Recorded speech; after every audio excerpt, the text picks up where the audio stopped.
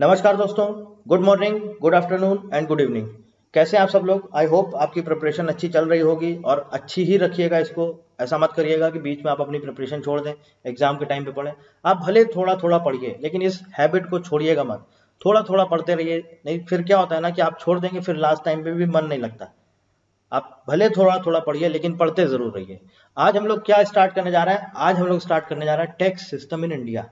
पूरा tax system समझेंगे, क्या होता है टैक्स, कब से चालू हुआ है टैक्स, टैक्स के टाइप क्या होते हैं, टैक्स का नेचर क्या होता है, पर्पस क्या है टैक्स का, आखिर टैक्स लगाया क्यों जाता है। और उसके बाद हम लोग बात करेंगे एक मोस्ट मोस्ट इंपॉर्टेंट टॉपिक है जीएसटी।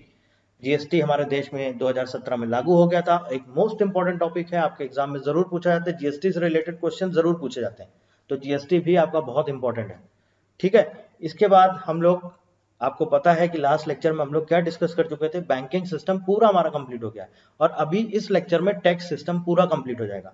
इसके बाद हम लोग क्या करेंगे, बैंकिंग सिस्टम और टैक्स सिस्टम इन दोनों के कंबाइन एमसीक्यूज आपसे जो जो इंपॉर्टेंट है वो डिस्कस कर लेंगे।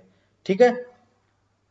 तो देखिए, बेसिकली हम लोग अगर बात करें टैक्स सिस्टम की, आखिरकार हमारे देश में ये टैक्स सिस्टम कब से चालू हुआ है। आपको पता होगा, पहले ब्रिटिश की गवर्नमेंट थी तो उस टाइम पर आपको लगान लगता था, उस टाइम पर वो भी एक तरह का टैक्स था। ठीक है। लेकिन कहीं किसी संसद में या कोई किसी संसद में कोई बिल पास नहीं हुआ, कोई कानून नहीं बना। सो बेसिकली अगर हम बात करें इसकी शुरुआत हुई कैसे आखिरकार, तो 1860 में ब्रिटिश की गवर्नमेंट थी। 1860 में आपको मालूम होगा 1857 में रिवॉल्यूशन हुआ था। आपको पता होना चाहिए 1857 में हमारे देश की आज़ादी के लिए एक लड़ाई लड़ी गई थी, एक क्रांति हुई थी 1857 में। उसके बाद क्या हुआ, इनको लगा कि कुछ ऐसा करना चाहिए, हमें इन लोगों से कुछ ना कुछ रकम वसूलनी चाहिए। लगान चलता था पहले, लेकिन फिर 1860 में फाइनली सर जेम्स विल्सन इन्होंने सबसे पहले प्रपोज किया। सर जेम्स विल्सन इन्होंने प्रपोजल दिया टैक्स का। सर जेम्स विल्सन ने 1860 में। इसके बाद क्या हुआ, एक नया एक्ट आया 1918 में। एक नया एक्ट पास किया गया टैक्स से related, new act was passed. ठीक है। इसके बाद क्या हुआ, 1922 में इसी एक्ट को रिप्लेस कर दिया गया। 1922 में इस एक्ट को रिप्लेस कर दिया गया। रिप्लेस करके इन्होंने एक और नया एक्ट बना दिया, एक और नया एक्ट बना दिया, और ये एप्लीकेबल रहा आपका 1961 तक, 1961-62 तक। 61 ही आप समझिए इसको, फाइनेंशियल ईयर 1961-62 तक ये एप्लीकेबल रहा। लेकिन फिर क्या हुआ, उसके बाद आप सबको पता होना चाहिए कि 1961 में हमारा देश आज़ाद हुआ। आज़ाद होने के बाद 1961 में आप सबको पता होना चाहिए income tax act, income tax act 1961 ये आपका पास किया गया संसद में। इनकम टैक्स एक्ट पास किया गया और फाइनली इनकम टैक्स एक्ट कब से लागू हो गया, ये मोस्ट इंपॉर्टेंट क्वेश्चन है। इनकम टैक्स एक्ट आपका लागू हो गया 1 अप्रैल 1962, 1 अप्रैल 1962। आप सबको पता होना चाहिए कि 1 अप्रैल से हमारा फाइनेंशियल ईयर, इंडिया का, हमारे देश का फाइनेंशियल ईयर 1 अप्रैल से स्टार्ट हो जाता है। तो 1 अप्रैल 1962 को ये इनकम टैक्स एक्ट 1961 लागू हो गया। ठीक है। इंपॉर्टेंट क्वेश्चन है ये। 1 अप्रैल 1962 को इनकम टैक्स एक्ट 1961 लागू हो गया। अब उसी के अंदर, इसी एक्ट के अंदर ये सारे टैक्स हमारे डिफाइन किए गए हैं। डायरेक्ट टैक्स क्या होता है, इनडायरेक्ट टैक्स क्या होता है, कस्टम टैक्स क्या होता है, एक्साइज टैक्स क्या होता है, सेल्स टैक्स क्या होता है, वेट टैक्स क्या होता है, सब कुछ इसी में है। तो आपको ये याद रखना है, मोस्ट मोस्ट इंपॉर्टेंट है। 1 अप्रैल 1962 से इनकम टैक्स एक्ट 1961 हमारे देश में लागू हो गया। ठीक है। अब हम लोग समझते हैं कि आखिरकार ये टैक्स होता क्या है, व्हाट इज अ टैक्स, और इसका लेने का क्या पर्पस क्या है। तो अगर हम समझें, आप मान लीजिए सपोज आप कहीं जॉब करते हैं, नौकरी करते हैं, आपको सैलरी मिलती है, मान लीजिए साल का 3 लाख 4 लाख जो कुछ भी है। तो आप क्या करते हैं, उसका कुछ हिस्सा आप सरकार को देते हैं।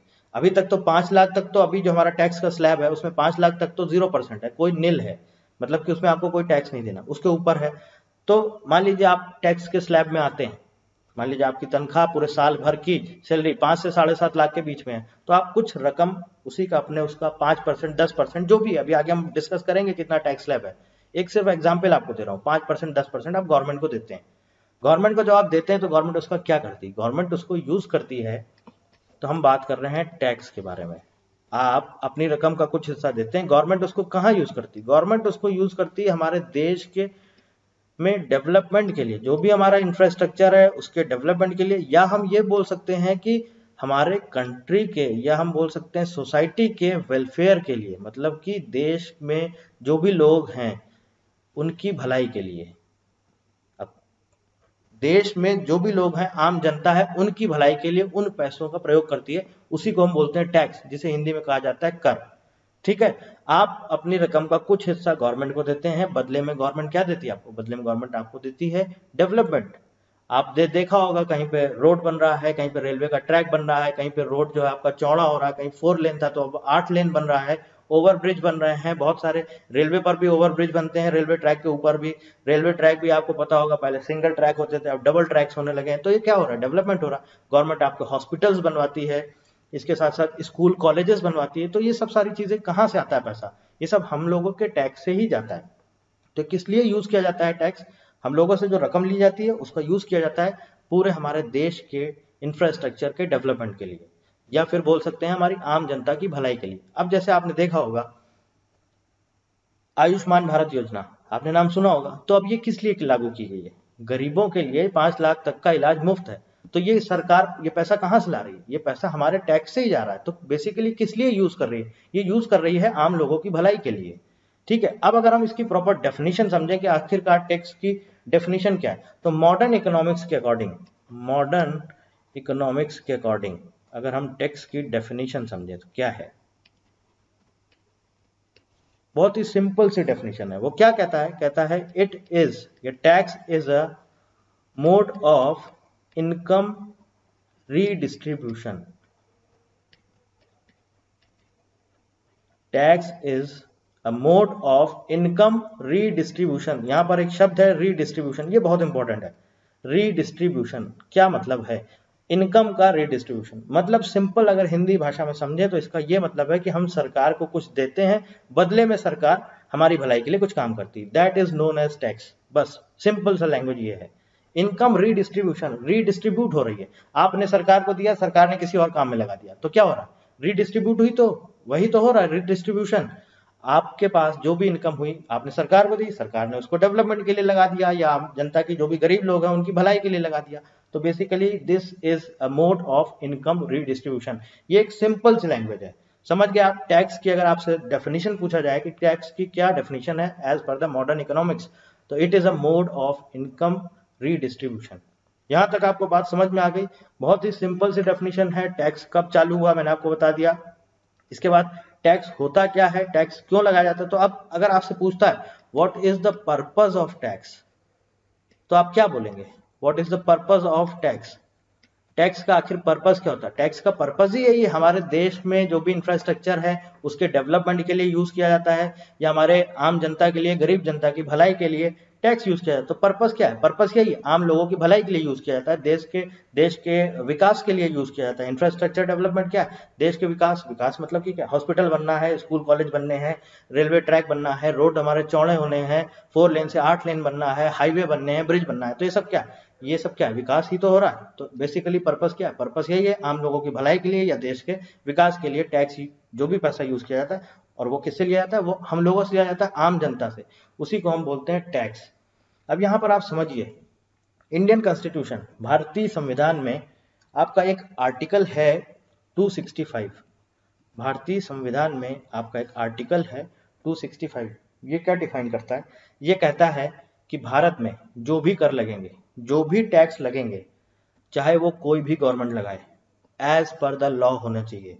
मतलब कि कानून के अनुसार, बाकायदा कानून बना होना चाहिए, तभी आप टैक्स ले सकते हैं। आप अपनी मर्जी से कोई भी टैक्स नहीं ले सकता कि स्टेट गवर्नमेंट ने बोला कि ये हम टैक्स लगा रहे हैं, नहीं लगा सकते जब तक वो एक बिल या एक एक्ट ना बन जाए, जब तक वो पास ना हो जाए संसद से, जब तक वो एक कानून ना बन जाए, तब तक बिना किसी मर्जी के आप टैक्स नहीं लगा सकते। ये कहता है आर्टिकल 265। ध्यान रखिएगा, आर्टिकल 265 क्या बोलता है? चाहे कोई भी गवर्नमेंट लगाए, चाहे राज्य सरकार लगाए, चाहे केंद्र सरकार लगाए, जब तक वो एक प्रॉपर कानून नहीं बन जाएगा तब तक आप कोई टैक्स नहीं लगा सकते। मतलब कहने का मतलब ये है कि जो भी आप टैक्स लगाएंगे वो बाकायदा कानून के अनुसार होना चाहिए। लॉ के अकॉर्डिंग होना चाहिए। भारतीय संविधान आर्टिकल 265 ये कहता है। अब यहीं पर अगर हम एक और चीज बात कर ले, इंपॉर्टेंट ये है कि आर्टिकल 268 से 281, आर्टिकल 268 से 281 ये डिफाइन करता है सेंट्रल गवर्नमेंट और स्टेट गवर्नमेंट के बीच फाइनेंशियल रिलेशनशिप को। तो अगर आपसे मान लीजिए ऐसा क्वेश्चन पूछ लिया जाता है कि बताइए, मतलब ये मैंने सिर्फ आपको बता दिया है कि अगर आपसे क्वेश्चन ऐसा पूछ लिया जाए कि बताइए कि आप सेंट्रल गवर्नमेंट और स्टेट गवर्नमेंट के बीच में जो आपका फाइनेंशियल रिलेशनशिप है ये भारतीय संविधान के किस आर्टिकल के अकॉर्डिंग है, 268 से 281, ठीक है। और अगर आपसे पूछता है कि जो भारत में जो कर लगते हैं, भारत में जो भी टैक्स लगते हैं, ये हम सबको पता है कि कानून के अनुसार लगने चाहिए, लेकिन ऐसा कहां पर लिखा है, तो आप बोल सकते हैं भारतीय संविधान के आर्टिकल 265 में ऐसा जिक्र किया गया है, ऐसा साफ साफ मेंशन है कि जो भी कर लगेंगे कानून के अनुसार लगेंगे, ठीक है। अब कर या टैक्स लगाता कौन है, इसको भी थोड़ा सा समझ लेते हैं। अब टैक्स लगाता कौन है,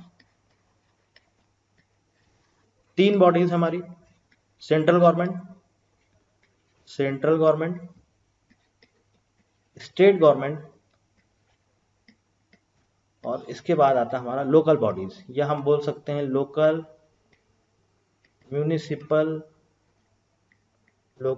म्यूनिसिपल बॉडीज, ठीक है।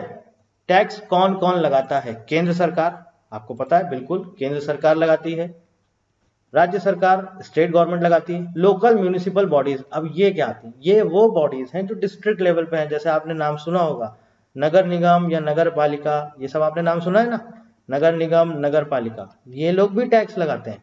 तो ये जो टैक्स लगाते हैं ये किस में आ जाते हैं, लोकल म्यूनिसिपल बॉडीज में। अब देखिए ये जो टैक्स डिफाइन करते हैं ये अपनी मर्जी से नहीं लगाते हैं, स्टेट गवर्नमेंट जो टैक्स लेती है अपनी मर्जी से नहीं लगाती, सेंट्रल गवर्नमेंट जो टैक्स लेती है ये अपनी मर्जी से लगा ही नहीं सकते हैं। क्यों नहीं लगा सकते हैं, क्योंकि आर्टिकल 265 साफ साफ कहता है कि आप जो भी कानून, मतलब जो भी आप टैक्स लगाएंगे कानून के अनुसार लगाएंगे, अपनी मर्जी से आप नहीं लगा सकते हैं। अब यहाँ पर हम बात करें अगर लोकल म्यूनिसिपल बॉडीज की, तो ये कौन से टैक्स लगाता है, सिंपल सा है, जो स्टेट गवर्नमेंट होती है हमारी, राज्य सरकार, ये इनको बताती है कि आपको किस किस चीजों पर टैक्स लेना है और कितना आपको टैक्स का रेट, मतलब कितने परसेंटेज आपको टैक्स लेना है, 2% लेना है, 3% लेना है, 4%, 5%, 10%, 15%, जो कुछ भी लेना है, ये कौन डिफाइन करता है, ये कौन बताता है, ये बताती है राज्य सरकार। राज्य सरकार अपने राज्य में जहां पर भी जितनी जितनी लोकल म्यूनिसिपल बॉडीज हैं उनको सबको बताती है कि आपको इस पर टैक्स लेना है और इतने % टैक्स लेना है। तो लोकल म्यूनिसिपल बॉडीज अपनी तरफ से कुछ भी टैक्स नहीं लगा सकती, इनको बताती है स्टेट गवर्नमेंट, ठीक है। यहां तक आपको बात समझ में आ गई है। अब हम बात करेंगे टैक्स के नेचर क्या क्या होते हैं, nature of tax, nature of tax basically सिर्फ और सिर्फ 4 टाइप के होते हैं। पहला प्रोग्रेसिव टैक्स, दूसरा रिग्रेसिव टैक्स, तीसरा प्रोपोर्शनल टैक्स,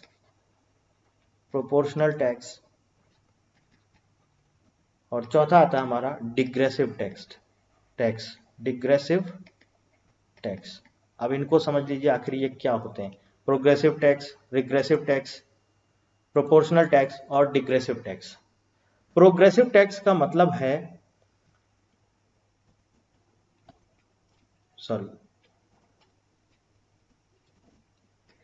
मोर इनकम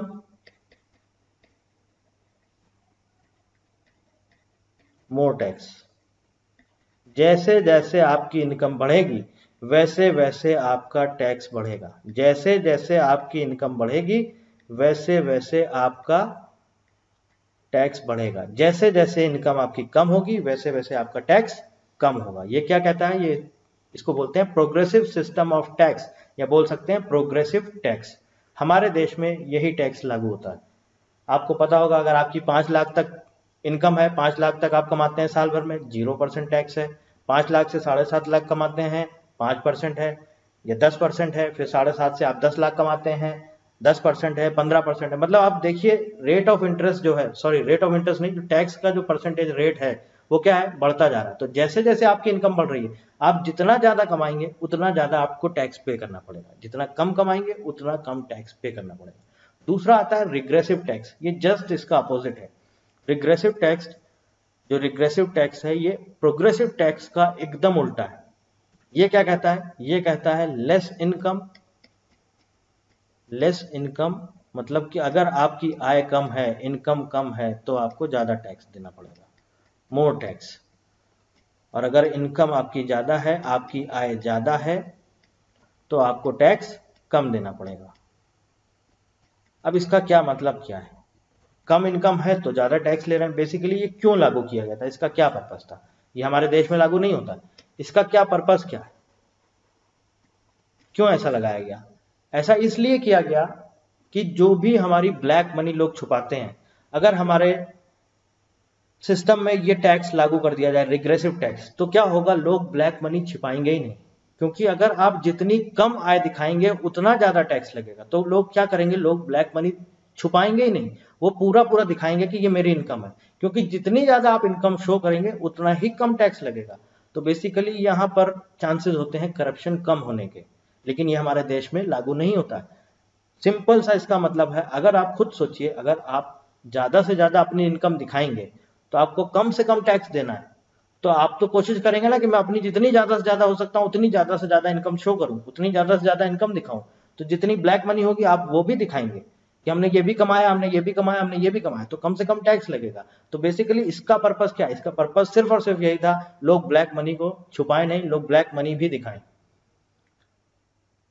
तीसरे नंबर पे आता है हमारा प्रोपोर्शनल टैक्स। प्रोपोर्शनल टैक्स क्या होता है, चाहे जो कुछ भी हो आपकी इनकम, जो कुछ भी हो, ये रहता है कांस्टेंट, मतलब कि एक समान।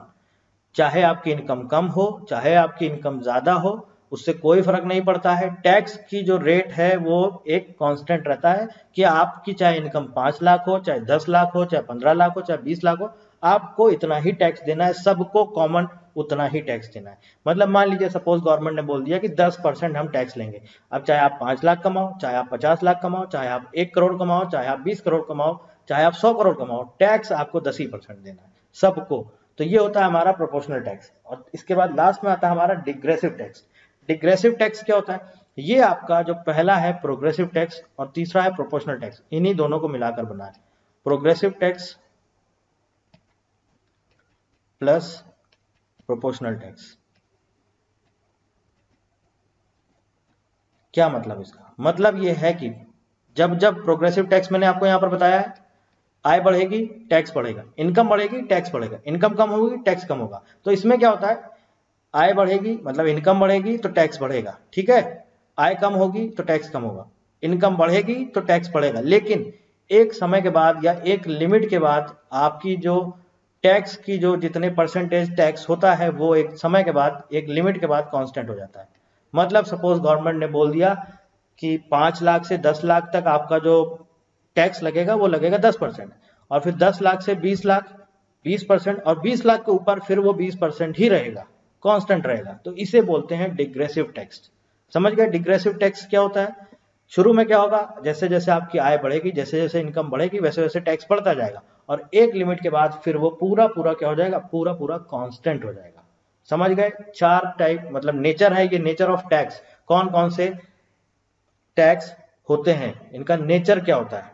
अभी टाइप की नहीं बात कर रहे हैं, टाइप्स ऑफ टैक्स अभी आगे बात करेंगे। ये हम बात कर रहे हैं क्या क्या टैक्स का नेचर होता है, किस तरह का टैक्स होता है। प्रोग्रेसिव टैक्स होता है, रिग्रेसिव टैक्स होता है, प्रोपोर्शनल टैक्स होता है, डिग्रेसिव टैक्स होता है। हमारे देश में लागू किया जाता है प्रोग्रेसिव टैक्स। समझ गया आप, टैक्स का नेचर को आपने समझ लिया अच्छे से, सामने मैंने ऑलरेडी लिख दिया है, कोई कंफ्यूजन नहीं होना चाहिए। आगे आ जाते हैं, अब हम बात करेंगे टाइप्स ऑफ टैक्स। आखिर कितने तरह के टैक्स होते हैं, टाइप्स ऑफ टैक्स। देखिए हमारे देश में 2 टैक्स लगाए जाते हैं, 2 तरह के टैक्स। पहला होता है डायरेक्ट टैक्स, दूसरा होता है हमारा इनडायरेक्ट टैक्स। दूसरा क्या होता है, इनडायरेक्ट टैक्स, ठीक है। पहला डायरेक्ट टैक्स और दूसरा इनडायरेक्ट टैक्स। इनडायरेक्ट टैक्स में भी आपके 2 टाइप आ जाते हैं, इनडायरेक्ट टैक्स में भी आपके 2 टाइप आ जाते हैं। एक वो जो सेंट्रल गवर्नमेंट लगाएगी, दूसरा वो जो स्टेट गवर्नमेंट लगाएगी। ठीक है, अब कौन कौन से होते हैं थोड़ा इनको भी समझ लेते हैं।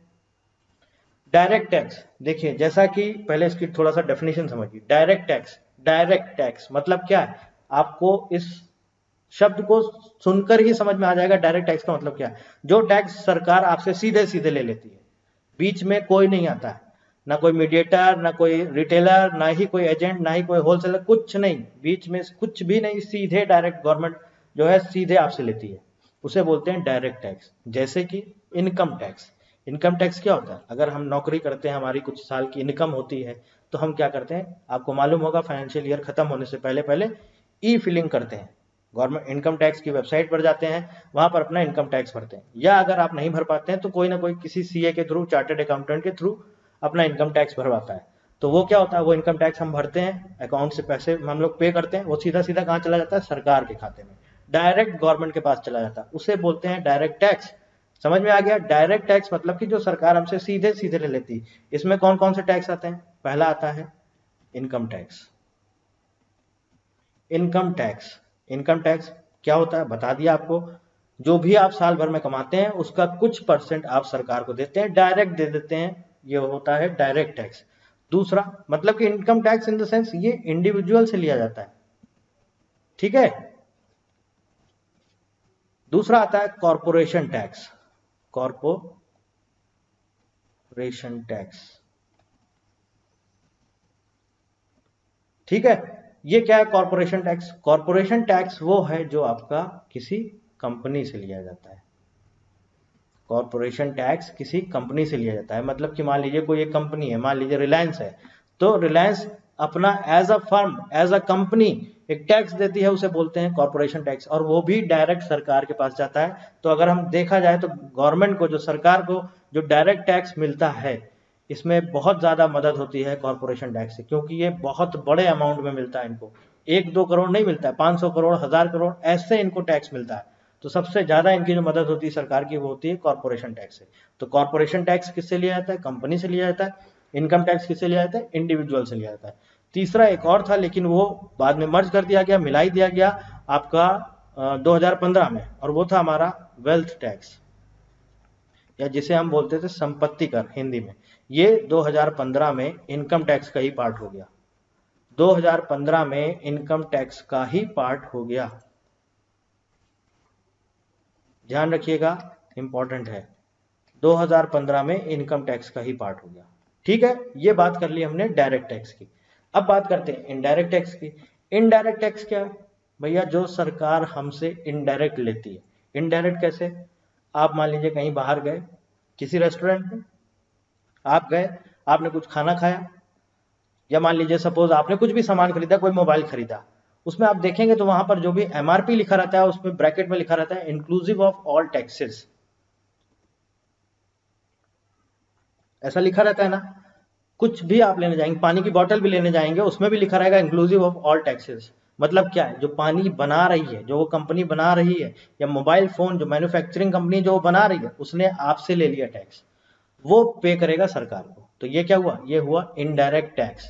आप डायरेक्ट सरकार को नहीं दे रहे, आप किसी के थ्रू दे रहे हैं सरकार को, तो ये क्या होता है, ये होता है इनडायरेक्ट टैक्स। बहुत ही आसान सी लैंग्वेज, इसमें कुछ ऐसा रटने वाला नहीं है कि हमें समझ में नहीं आ रहा डायरेक्ट टैक्स क्या होता है। डायरेक्ट मतलब जो डायरेक्ट लिया जाता है, इनडायरेक्ट मतलब जो इनडायरेक्टली लिया जाता है, मतलब आपसे डायरेक्ट नहीं लिया जाता, बस सिंपल सा है। अब इसमें देखिए, सेंट्रल गवर्नमेंट भी लेती है, स्टेट गवर्नमेंट भी लेती है। सेंट्रल गवर्नमेंट कौन कौन से लेती है, custom tax, excise tax, service tax, ठीक है। स्टेट गवर्नमेंट कौन से लेती थी, स्टेट गवर्नमेंट आप सबको पता होगा, VAT, value added tax, VAT, value added tax, entry tax, मतलब कि सपोज एक स्टेट से दूसरे स्टेट में सामान जाना है, तो एंट्री करेंगे जिस स्टेट में, वहां पे अलग टैक्स लगेगा, तो ये भी स्टेट व गवर्नमेंट आपका टैक्स लेती थी। इसके अलावा आपका लग्जरी टैक्स लगता था, लग्जरी टैक्स। इसके अलावा लॉटरी पर टैक्स, लॉटरी या आप बोल सकते हैं गेम शो, या आपने अभी सुना होगा जैसे केबीसी है, अब केबीसी में आपने 1 करोड़ जीते, तो क्या आपको लगता है 1 करोड़ पूरा पूरा आपको मिलता है, जी नहीं, गवर्नमेंट टैक्स काट लेती है। तो ये सब कौन लेता है, ये सब लेता है स्टेट गवर्नमेंट। अब यहाँ पर एक सबसे इंपॉर्टेंट चीज समझने वाली है, वो क्या है, वो ये है कि ये जो कुछ भी इनडायरेक्ट टैक्स हैं, सारे के सारे सरकार ने खत्म कर दिए, सारे के सारे खत्म कर दिए गए। इनडायरेक्ट टैक्स हटा दिया गया, डायरेक्ट टैक्स को कुछ भी नहीं छुआ गया, इनडायरेक्ट टैक्स पूरा पूरा हटा दिया गया। और क्या आ गया, इंट्रोड्यूस कर दिया गया GST, goods and service tax, GST. पहली चीज क्यों किया गया, अगर आपसे पूछता है क्या पर्पस, भाई टैक्स चल तो रहे थे, क्यों किया गया। अब आप सोचिए कि गवर्नमेंट सिर्फ और सिर्फ आपके लिए भी आसानी हो गई, आपको सिर्फ एक सिंपल सा एक जगह टैक्स पे करना है, पहले आपको यहां भी देना है, वहां भी देना है, ये भी देना है, तो क्या है, एक तरह से ट्रांसपेरेंसी हो गई, बहुत ही ट्रांसपेरेंट है, करप्शन कम हुआ इसकी वजह से।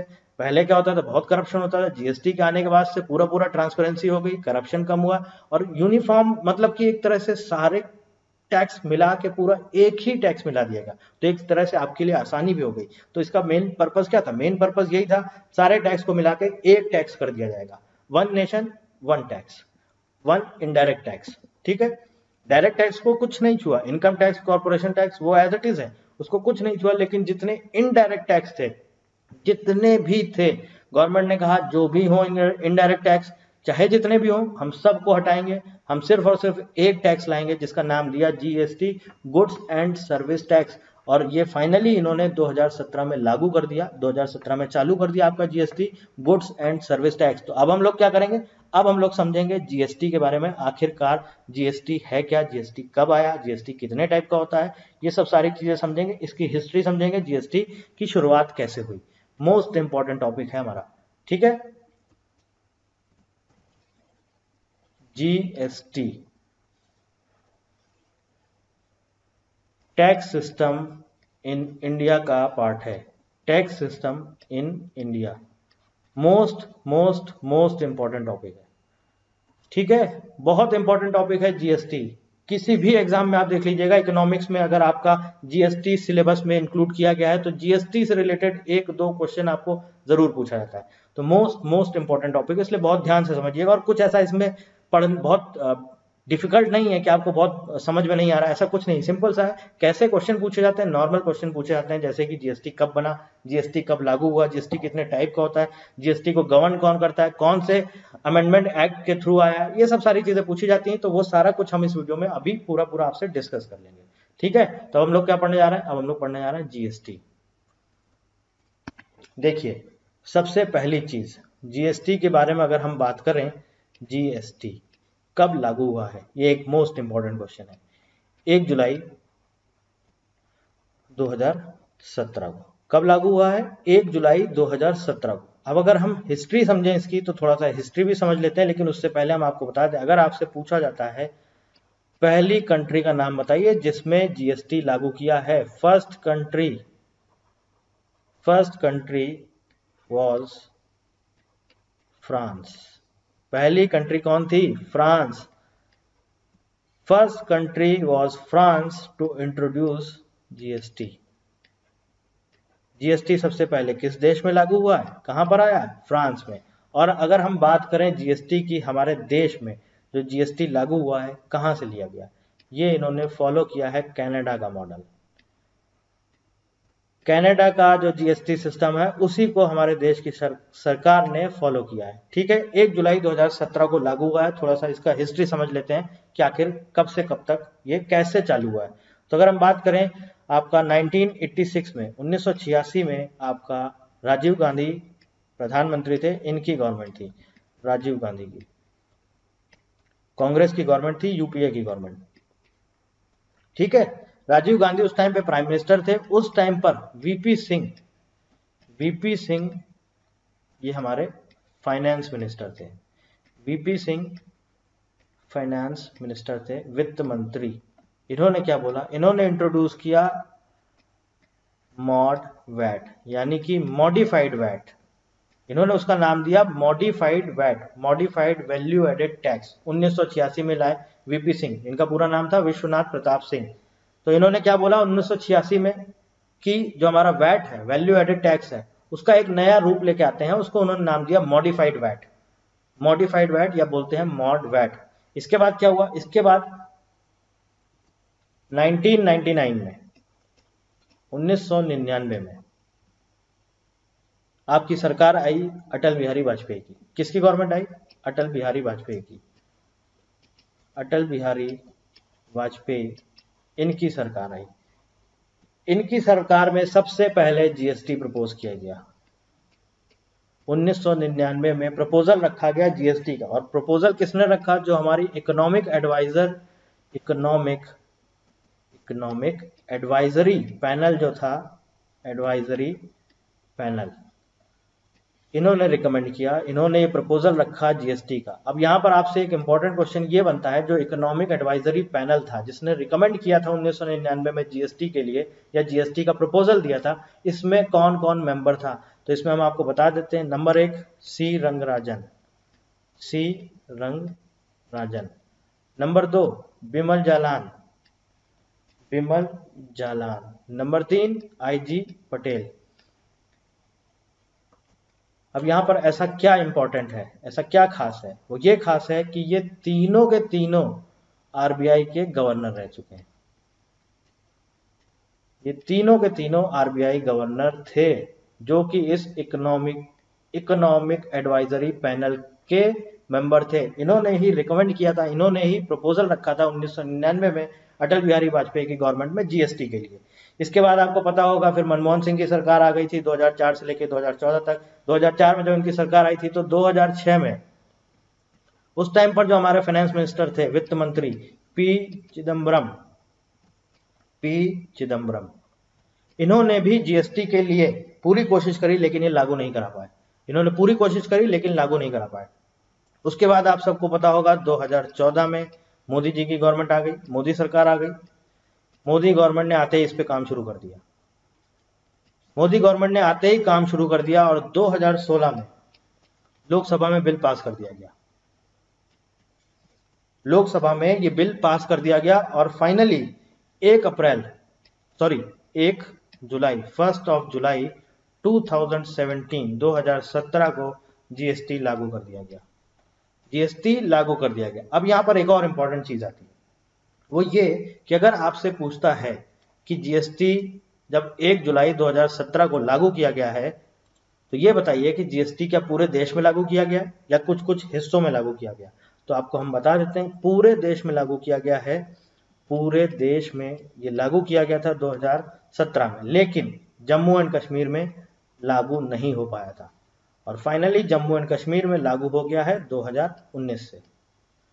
जीएसटी वहां पर भी लागू हो गया। तो ये एक इंपॉर्टेंट क्वेश्चन है, आपसे हो सकता है पूछ लिया जाए कि बताइए जीएसटी पूरे देश में लागू हुआ था या किसी स्पेसिफिक जगह पर लागू हुआ था, या कौन सा ऐसा स्टेट है जहां पर जीएसटी 2017 में लागू नहीं हुआ था? और हो सकता है आपको 4 ऑप्शन दे दे, बताइए जम्मू कश्मीर, हिमाचल प्रदेश, पंजाब, केरला, जो भी है। तो वहां पर करेक्ट आंसर क्या है? जम्मू एंड कश्मीर। तो ये तो थी हमारी जीएसटी की हिस्ट्री। आपको समझ में आया? सबसे पहली कंट्री कौन थी पूरे विश्व में? पहली कंट्री कौन थी? फ्रांस, जिसने जीएसटी को लागू किया था। और इंडिया ने पूरा कनाडा का जीएसटी सिस्टम है उसको फॉलो किया, पूरा मॉडल वही फॉलो किया। इसके बाद मैंने आपको बता दिया कब से इसकी शुरुआत हुई। 1986 में वीपी सिंह फाइनेंस मिनिस्टर थे, उन्होंने वैट को मॉडिफाई किया, उसका नाम दे दिया मॉडिफाइड या मॉड वैट। इसके बाद 1999 में अटल बिहारी वाजपेयी की गवर्नमेंट आई, उसमें उन्होंने इकोनॉमिक एडवाइजरी पैनल बनाया जिसके 3 मेंबर थे। वो मेंबर तीनों के तीनों हमारे आरबीआई के गवर्नर थे, सी रंगराजन थे, विमल जालान थे, आईजी पटेल थे। इन तीनों लोगों ने ये प्रपोजल दिया जीएसटी का। फिर उसके बाद उनकी सरकार चली गई। उसके बाद 2004 में मनमोहन सिंह कांग्रेस की फिर से गवर्नमेंट आई। 2006 में पी चिदम्बरम ने जीएसटी को लागू करने की कोशिश करी, लेकिन वो सफल नहीं हो पाया, लागू नहीं हो पाया। 2014 में मोदी सरकार आई, मोदी सरकार ने आते ही इस पे काम शुरू कर दिया और 2016 में ये संसद में बिल पास हो गया। और उसके बाद 1 जुलाई 2017 को पूरे देश में जीएसटी लागू कर दिया गया।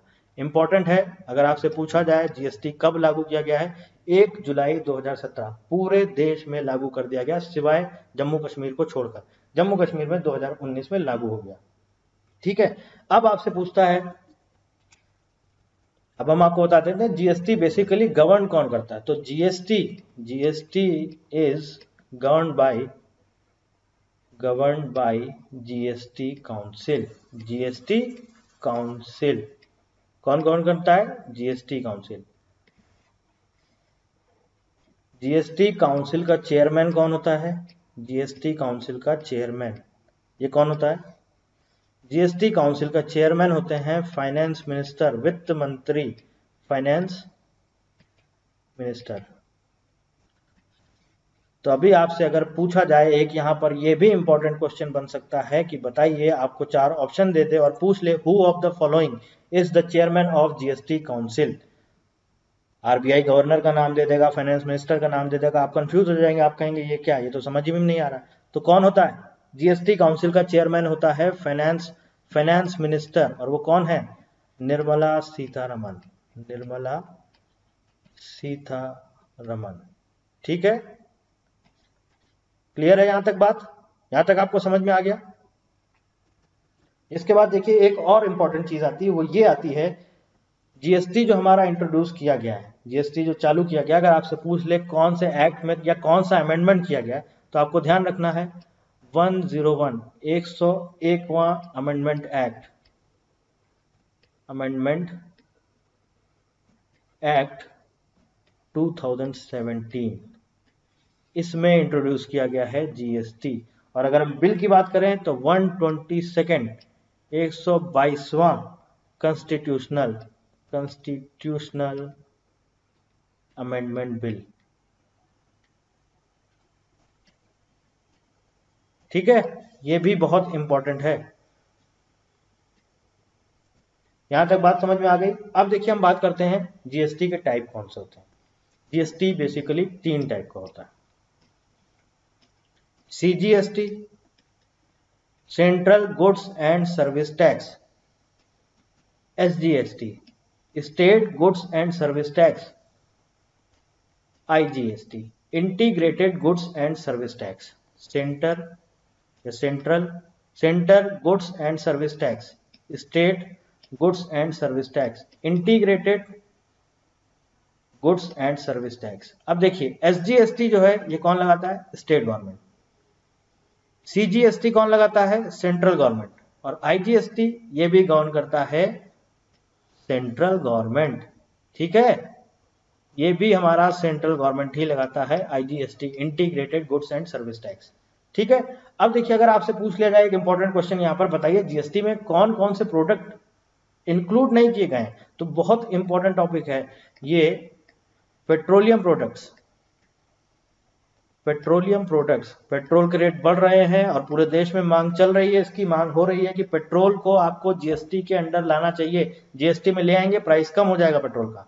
तो पेट्रोलियम प्रोडक्ट्स, आपका अल्कोहल, इसके साथ साथ आपका टोबैको के जितने भी प्रोडक्ट्स आते हैं, ये तीनों चीजें आपकी जीएसटी में इंक्लूड नहीं हैं, एक्सक्लूडेड फ्रॉम जीएसटी। ये भी हो सकता है आपसे एग्जाम में पूछ लिया जाए, एक इंपॉर्टेंट क्वेश्चन है, एक्सक्लूडेड फ्रॉम जीएसटी, जीएसटी में शामिल नहीं किए गए। जीएसटी में शामिल हो जाएंगे तो इनका प्राइस कम हो जाएगा, लेकिन ये जीएसटी में शामिल नहीं किए गए। अब थोड़ा सा एक बार सिर्फ 2 मिनट को आप वीडियो को पॉज कर लीजिए और रिवाइज कर लीजिए जीएसटी में हमने आपको क्या क्या पढ़ाया है। सबसे पहले जीएसटी का हिस्ट्री, सिर्फ 2 मिनट के लिए फटाफट रिवाइज कर लेते हैं। 1986 में वीपी सिंह ने बोला कि वैट को हम मॉडिफाई करते हैं, उसको नाम दे दिया मॉड वैट। इसके बाद 1999 में अटल बिहारी वाजपेयी की गवर्नमेंट आई, उन्होंने इकोनॉमिक एडवाइजरी पैनल बनाया, उसमें क्या रखा? उसमें आरबीआई के 3 गवर्नर रखे, सी रंगराजन, बिमल जालान, आईजी पटेल। इन्होंने तीनों लोगों ने रिकमेंड किया या बोलते हैं प्रपोजल दिया जीएसटी का। और उसके बाद क्या हुआ? इनकी सरकार चली गई, 2004 में कांग्रेस की गवर्नमेंट आ गई जिसमें पी चिदम्बरम वित्त मंत्री थे। उन्होंने पूरी कोशिश करी लेकिन वो लागू नहीं करा पाए जीएसटी को। इसके बाद मोदी सरकार आई 2014 में, मोदी सरकार ने आते ही काम शुरू कर दिया। 2016 में आपका संसद में बिल पास हो गया। बिल पास होते ही 1 जुलाई 2017 को जीएसटी पूरे देश में लागू कर दिया गया, एक्सेप्ट जम्मू एंड कश्मीर।